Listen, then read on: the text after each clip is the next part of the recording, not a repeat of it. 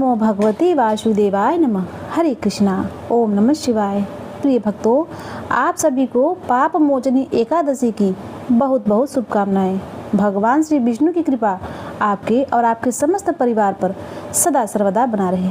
प्रिय भक्तों, पाप मोचनी एकादशी की इस पावन प्रातःकालीन बेला में हम सब भगवान के श्री चरणों में यही कामना करते हैं कि वे हमें केवल भौतिक सुख और समृद्धि ही नहीं, बल्कि इस दुर्लभ मानव जीवन का सबसे अनमोल रत्न अपनी शुद्ध भक्ति भी प्रदान करें। ऐसी भक्ति जो मनुष्य को संसार के बंधनों से मुक्त करा के सीधे भगवान के दिव्य चरणों तक पहुंचा देती है। प्रिय भक्तों, शास्त्रों में कहा गया है कि मनुष्य चाहे कितना भी महान क्यों न हो जाए, एक क्षण का मोह भी उसकी वर्षों की तपस्या को डगमगा सकता है, भंग कर सकता है। और भविष्य उत्तर पुराण में भी एक ऐसी अद्भुत घटना का वर्णन मिलता है। कहा जाता है कि एक महान ऋषि थी जिनकी तपस्या वज्र के समान अडिग थी, कठोर थी। उनका मन स्थिर था, इंद्रियां संयमित और उनका तपोबल तो इतना प्रबल था कि देवता भी उनकी साधना से प्रभावित थे। लेकिन फिर एक दिन एक क्षण का मोह और उस एक क्षण ने उनकी वर्षों की तपस्या को डगमगा दिया, यानी भंग कर दिया।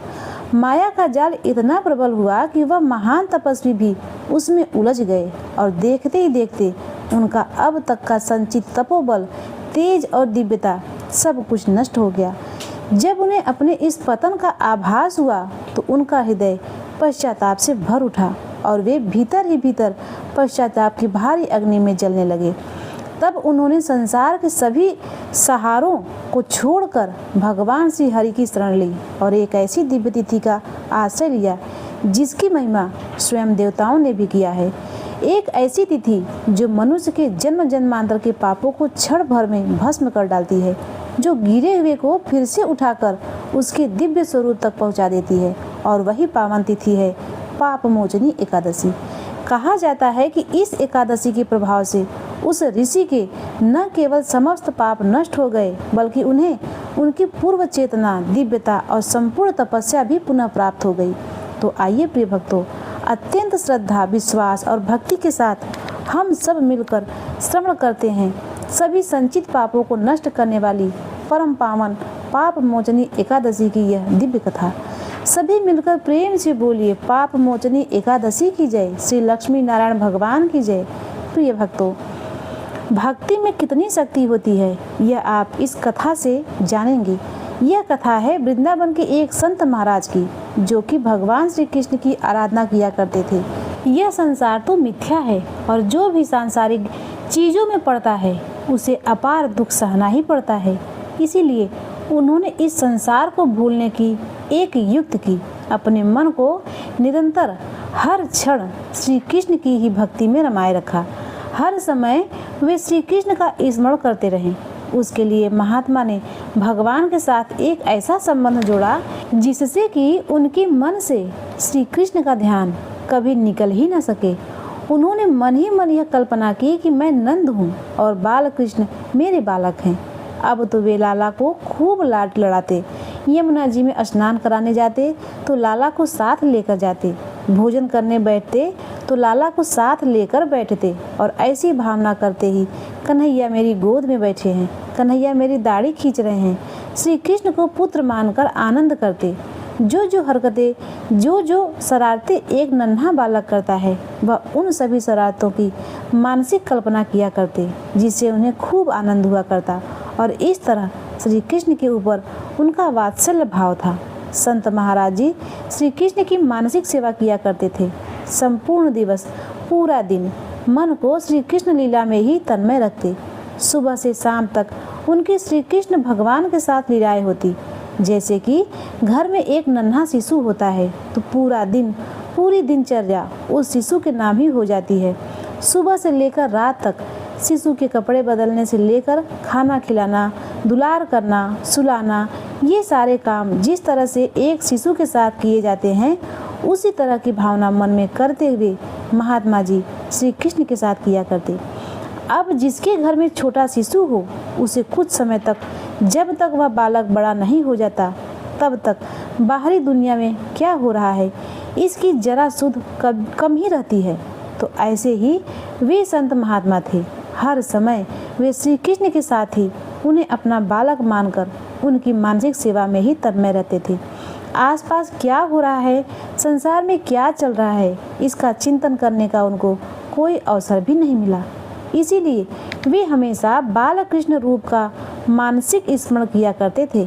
अगर डायरेक्ट मन को भक्ति में लगाया जाए तो हो सकता है कि मन में वह भक्ति जगाना थोड़ा मुश्किल हो जाए, लेकिन अगर किसी खास लीला के साथ अपने मन को भक्ति में जोड़ा जाए तो वह भक्ति बड़ी ही सहज हो जाती है और भगवान की कृपा भी सहज ही प्राप्त हो जाती है। इसके लिए भगवान के साथ एक संबंध स्थापित करना होता है।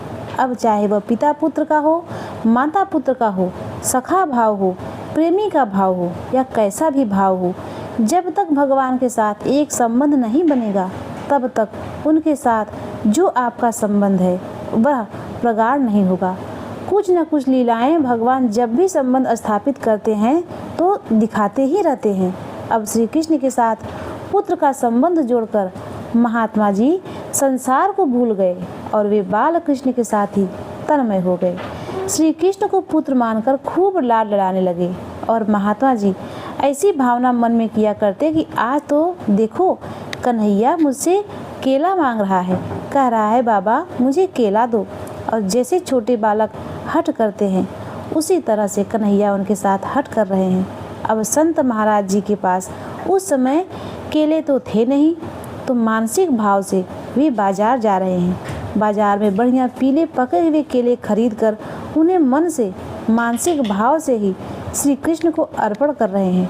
अपने हाथ से केला छील छील कर उन्हें खिला रहे हैं और नन्हे कान्हा मुंह में 2 दांत लिए हुए अपने छोटे छोटे उन दांतों से कुतर कुतर कर केला खा रहे हैं। और यह सब देखकर संत महात्मा बड़े प्रसन्न हो रहे हैं। उनके मन ही मन यह सारी लीलाएं चल रही है और वे सारा दृश्य अपने मन की आंखों से ही देख रहे थे। इस तरह संत महाराज जी का पूरा दिन कान्हा जी के साथ ही बीता करता।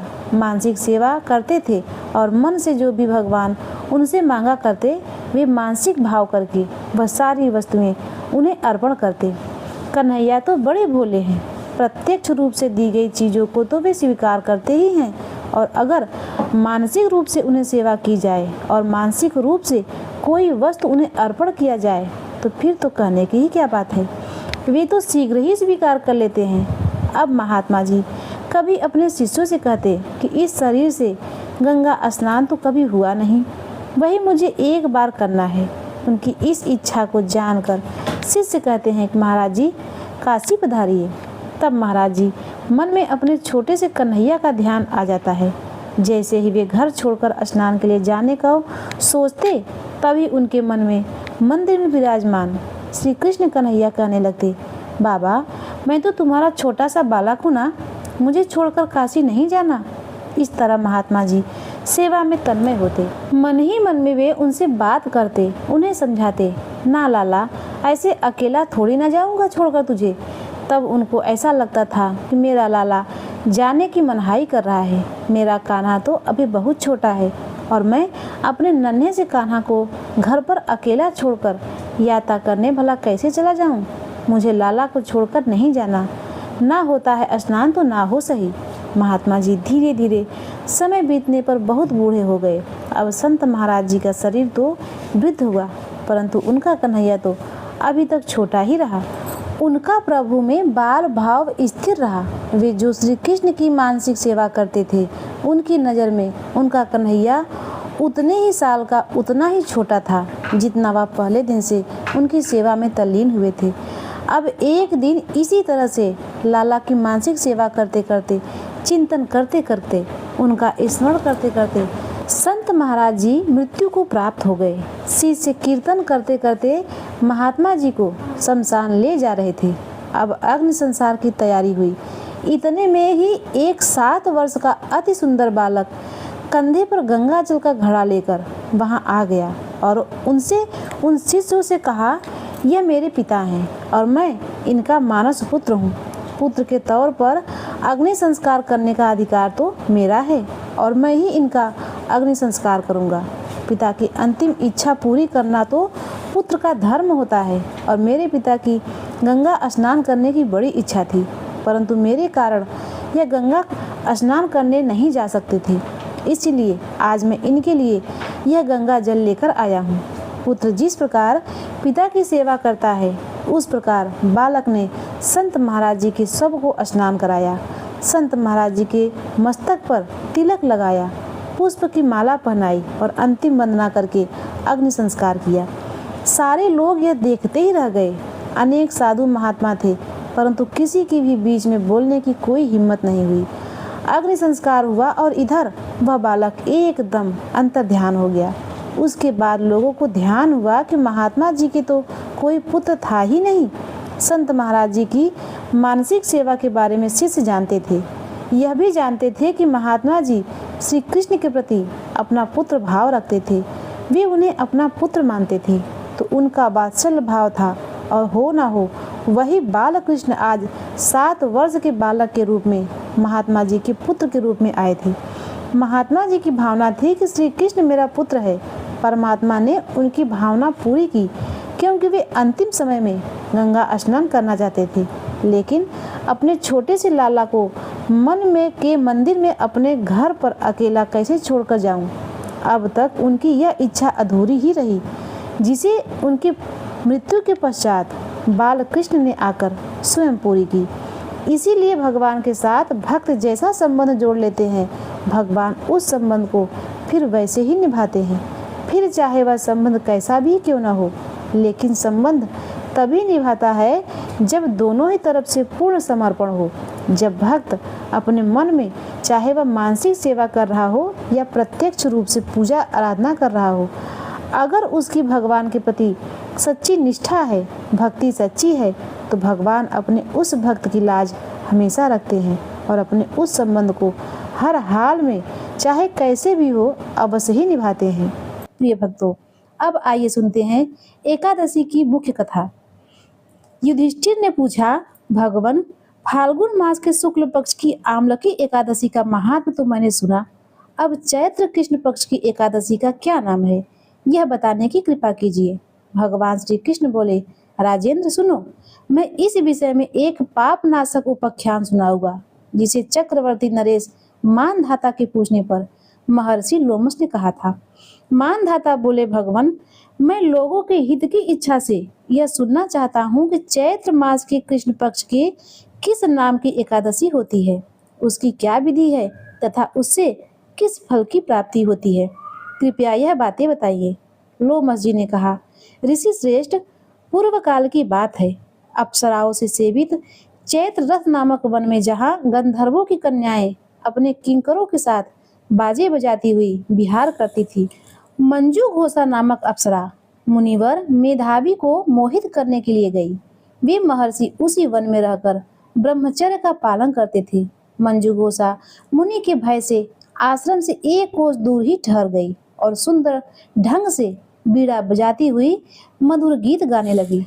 मुनि श्रेष्ठ मेधावी घूमते हुए उधर जा निकले और उस सुंदरी अप्सरा को इस प्रकार गान करते देख सेना सहित कामदेव से परास्त होकर बरबस मुंह के वशीभूत हो गए। मुनि की ऐसी अवस्था देख मंजू घोषा उनके समीप आई और बीड़ा नीचे रखकर उनका आलिंगन करने लगी। मेधावी भी उनके साथ रमण करने लगी। कामवश रमण करते हुए उन्हें रात और दिन का भी भान न रहा। इस प्रकार मुनिजनोचित सदाचार का लोप करके अप्सरा के साथ रमण करते हुए उन्हें बहुत दिन बीत गए। मंजू घोषा देवलोक को जाने को तैयार हुई।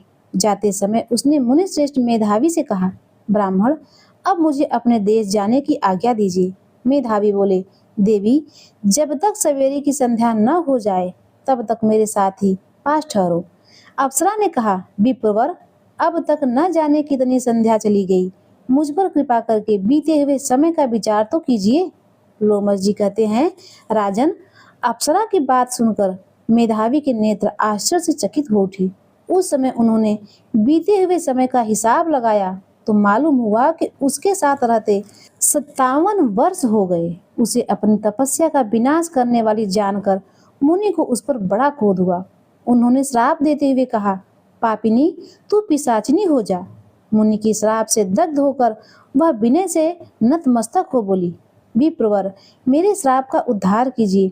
7 वाक्य बोलने या 7 पद साथ चलने के मात्र से ही सत्पुरुषों के साथ मैत्री हो जाती है। ब्राह्मण, मैंने तो आपके साथ अनेक वर्ष व्यतीत किए हैं, अतः स्वामिन मुझ पर कृपा कीजिए।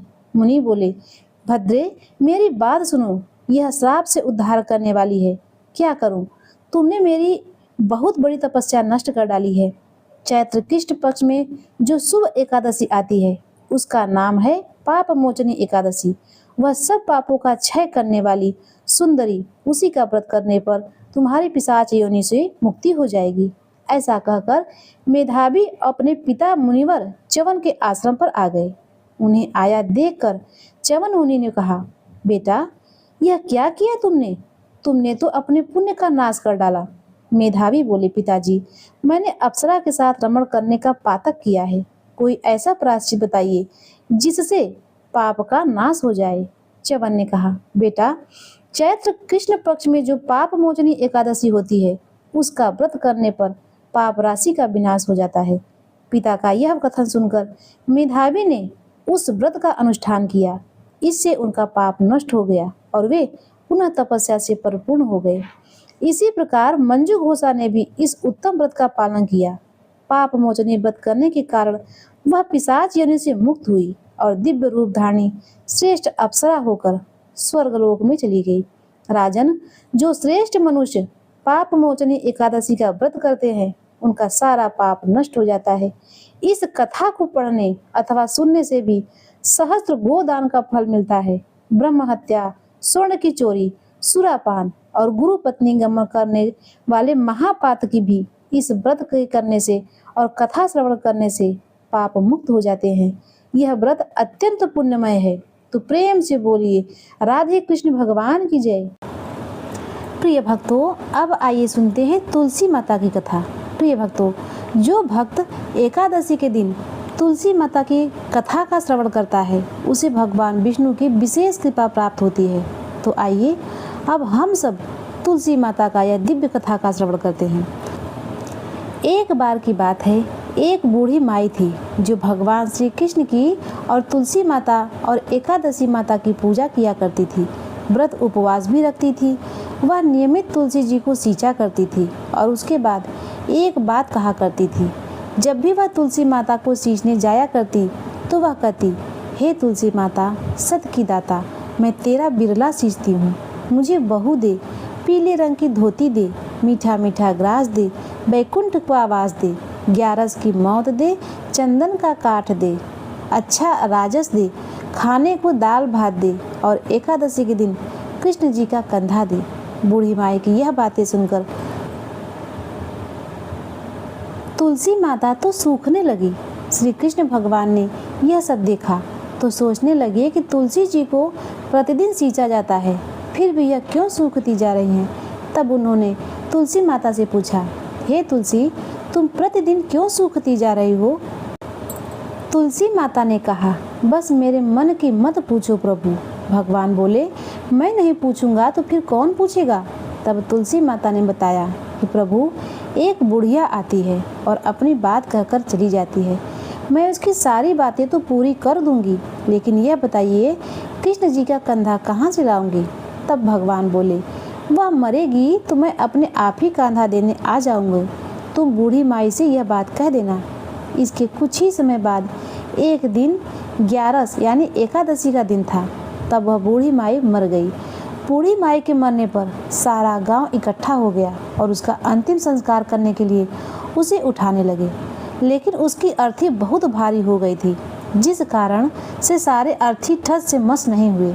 गांव वाले बोले, यह तो बड़ी संस्कारी थी, बहुत पूजा पाठ भी करती थी, कोई पाप भी नहीं किया, फिर ये इतनी भारी कैसे हो गई? तब बूढ़े ब्राह्मण के वेश में भगवान वहां पर पधारे और कहने लगे, भाइयों, यह भीड़ कैसी है? तब गांव वाले बताते हुए बोले, एक बुढ़िया मर गई है और वह तो इतनी पापनी निकली कि उसकी तो अर्थी ही नहीं उठ रही है, बड़ी भारी हो गई है। भगवान बोले, अच्छा भाइयों, मुझे इसके कान में कुछ कह देने दो, हो सकता है फिर यह उठ जाए।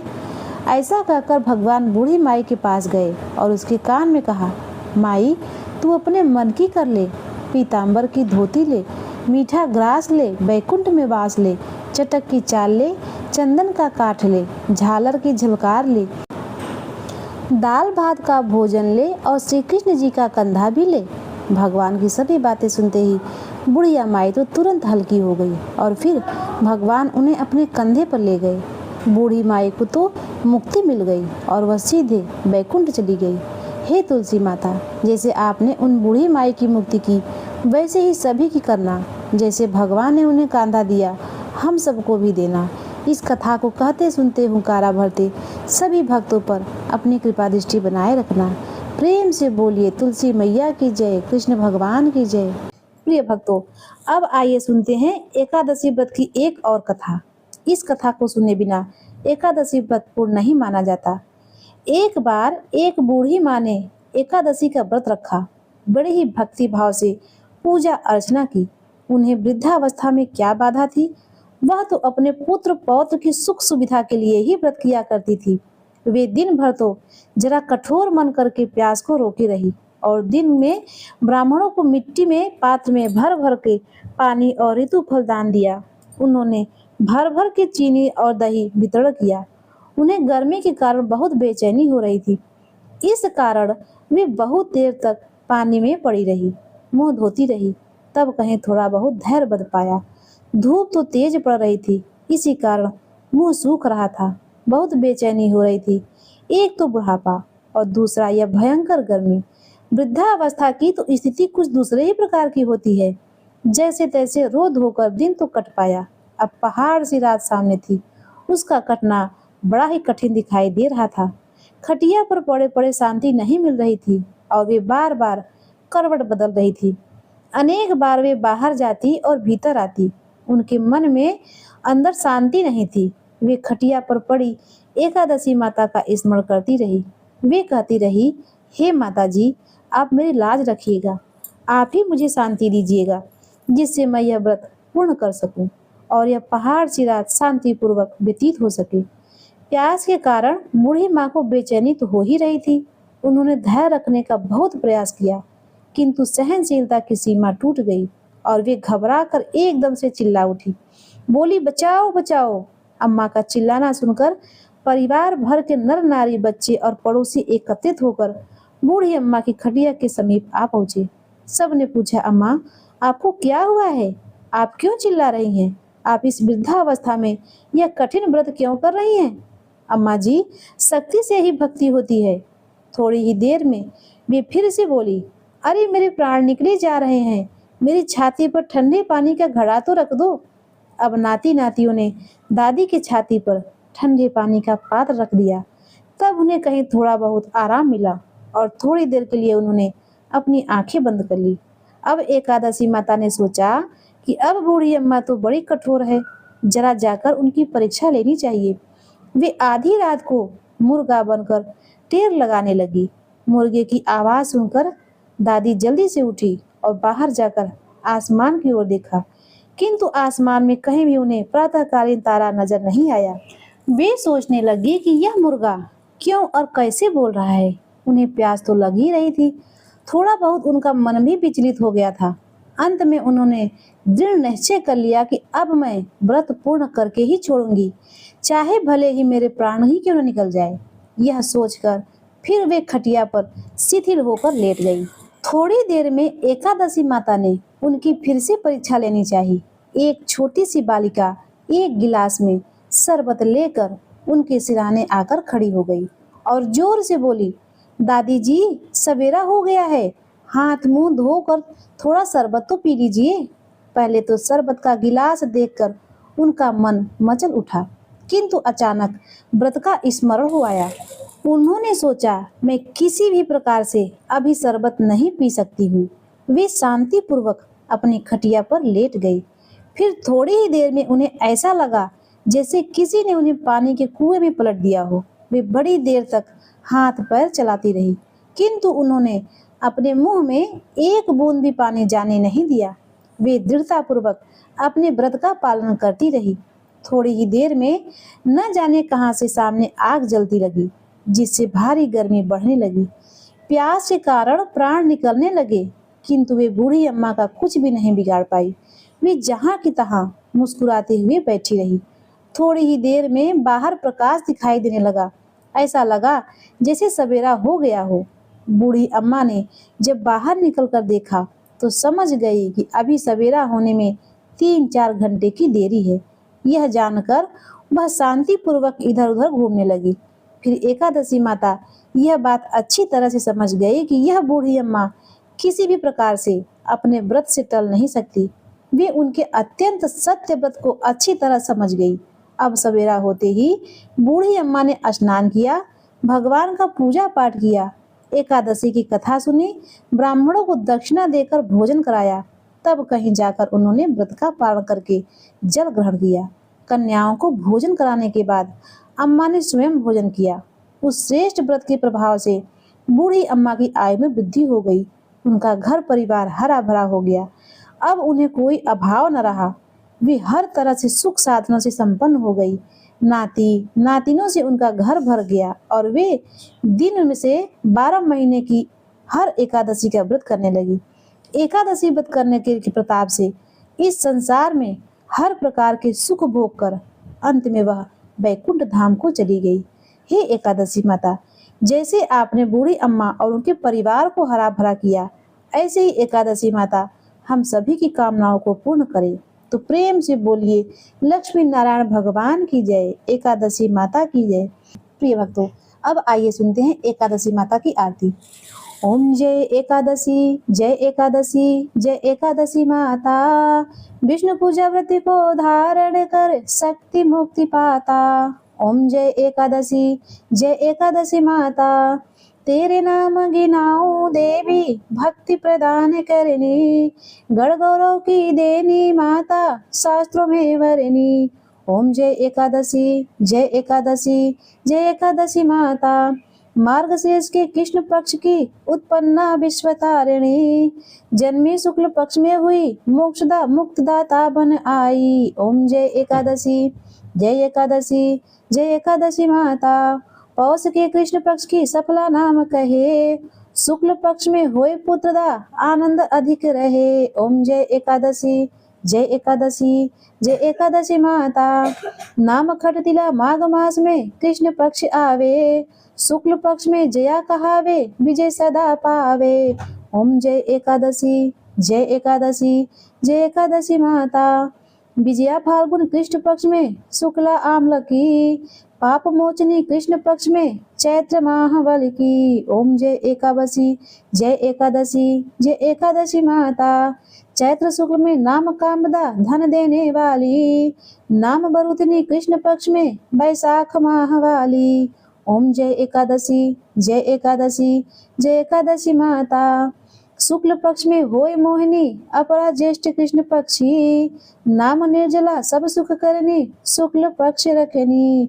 ओम जय एकादशी, जय एकादशी, जय एकादशी माता। योगिनी नाम आषाढ़ में जानो कृष्ण पक्ष करनी, देवसैनी नाम कहावे शुक्ल पक्ष धरनी। ओम जय एकादशी, जय एकादशी, जय एकादशी माता। कामिका श्रावण मास में आवे कृष्ण पक्ष कहिए, श्रावण शुक्ल होय पवित्रता आनंद से रहिए। ओम जय एकादशी, जय एकादशी, जय एकादशी माता। अजा भाद्रपद कृष्ण पक्ष की परिवर्तनी शुक्ला, इंद्रा आश्विनी कृष्ण पक्ष में व्रत से भव सागर निकला। ओम जय एकादशी, जय एकादशी, जय एकादशी माता। पापा कुंसा है शुक्ल पक्ष में पापा हरण हारी, रमा मास कार्तिक में आवे सुखदायक भारी। ओम जय एकादशी, जय एकादशी, जय एकादशी माता। देवोत्थानी शुक्ल पक्ष की दुख नाशक मैया, पावन मास में करूं विनती पार करो नैया। ओम जय एकादशी, जय एकादशी, जय एकादशी माता। परमा कृष्ण पक्ष में होती जन मंगल करनी, शुक्ल मास में हुई पद्मिनी दुख दारिद्र हरनी। ओम जय एकादशी, जय एकादशी, जय एकादशी माता। जो कोई आरती एकादशी की भक्ति सहित गावे, जन गुरुदिता स्वर्ग का आशा निश्चय ही पावे। ओम जय एकादशी, जय एकादशी, जय एकादशी माता। विष्णु पूजा व्रत को धारण कर शक्ति मुक्ति पाता। तो प्रिय भक्तों, प्रेम से बोलिए एकादशी माता की जय, भगवान विष्णु की जय। ओम नमः शिवाय।